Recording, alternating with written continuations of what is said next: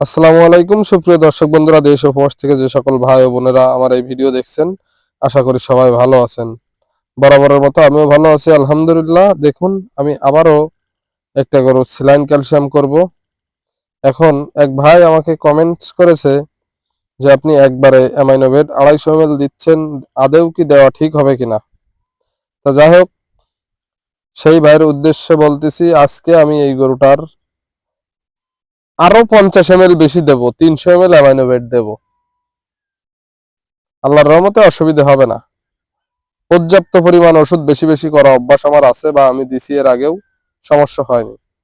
তো যাই হোক, আমি দেখুন আমার এই গরুটার নর্মাল স্যালাইন টাঙাইছি এনএস নর্মাল 10%। সবসময় গরুকে 10% স্যালাইন দেওয়ার চেষ্টা করবেন। তো যাই হোক, শিরাটা কিন্তু আমি এক চান্সে খুব সুন্দর করে পাওয়া দিলাম। এটা একটা সেন্সিটিভ বিষয়, শিরা সবাই পায় না, সব ডাক্তার পায় না।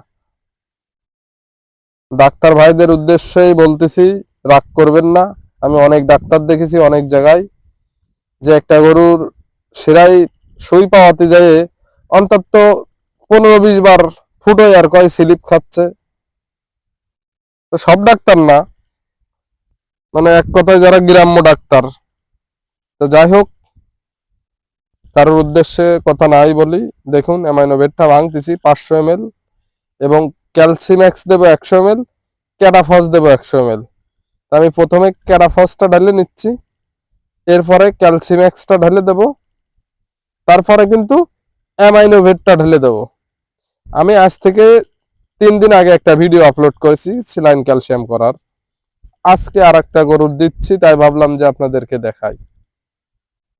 শুধু দেখাচ্ছি এই কারণে যে বেশি বেশি ওষুধ দেওয়া যাবে কিনা। দেখুন, আজকে কিন্তু 300 ml এরও বেশি অ্যামাইনো ঢেলে দিলাম। হ্যাঁ, এই যে নর্মাল যে স্যালাইনটা আমি দিই 10%, এর এই ঢমটা একটু বড়, আর ঢমটা বড় হওয়ার কারণে এতে ওষুধ ঢেলে মজা পাওয়া যায় এবং দিয়েও মজা পাওয়া যায়। আর স্যালাইন ক্যালসিয়াম কেন করি জানেন? এই মাংসে ঔষধ করতে গেলে গরুর লাতি খাতিয়ায়, নড়াচড়া করে, ফুলে যায়, দাপা গাপা করে। এই কারণে একবারে বান্ধে সাইন্দে যদি আমি শিরায় ঔষধ দিয়ে দিতে পারি, তাহলে এই কাজটা আমার ধীরে ধীরে হলেও একবারে দেয়া হয়ে যাচ্ছে। আর শিরায় ওষুধ করলে কিন্তু কাজটা ধীরে ধীরে করে না, ফাস্টই করে। ফলাফল খুব তাড়াতাড়ি পাওয়া যায়, দুর্বলতা কাটে, মানে অনেক সমস্যার সমাধান স্যালাইন ক্যালসিয়ামে পাওয়া যায়। আর এই স্যালাইন ক্যালসিয়াম কোন সময় দেবেন বা কি দেখে দেবেন, আগেই বলেছি।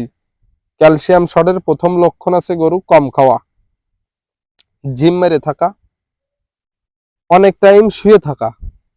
আপনি খাইতে দিছেন, খাবার না খেয়ে গরু শুয়ে থাকতেছে, এবং নিজের বডির সাথে মাথাটা লাগায়ে ঘুম পড়ে থাকা,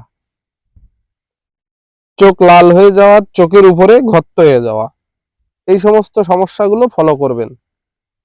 তাহলে বুঝবেন আপনার গরুর স্যালাইন ক্যালসিয়াম লাগবে।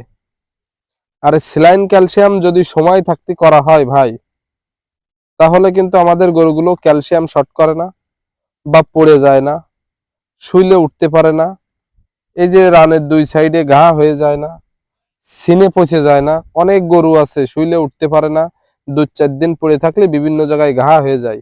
এই গরুটা কিন্তু সুস্থ হতে অনেক সময় লাগে। এটা কিন্তু আমাদেরই ভুল। আমার এই যে স্যালাইন ক্যালসিয়াম যা করলাম, 2000 টাকা ধরেন খরচ, কি তার একটু কম বেশি খরচ হয়। এই খরচটার দিকে আমরা যদি না তাকাই, তাহলে কিন্তু সমস্যা হয় না। সবাই খরচ নিয়েই ভাবি যে কোন ঔষধে কম খরচ হবে, কিন্তু আমরা যদি ভালো ভালো ঔষধ দিই, গরু আমাদের সম্পদ আমাদের। ডাক্তার কি করবে ভাই? আপনি একটা ডাক্তারের 200 কি 500 টাকা দেবেন, ওষুধ আপনি কিনে এনে দেবেন, সে কিন্তু দিয়ে যাবে।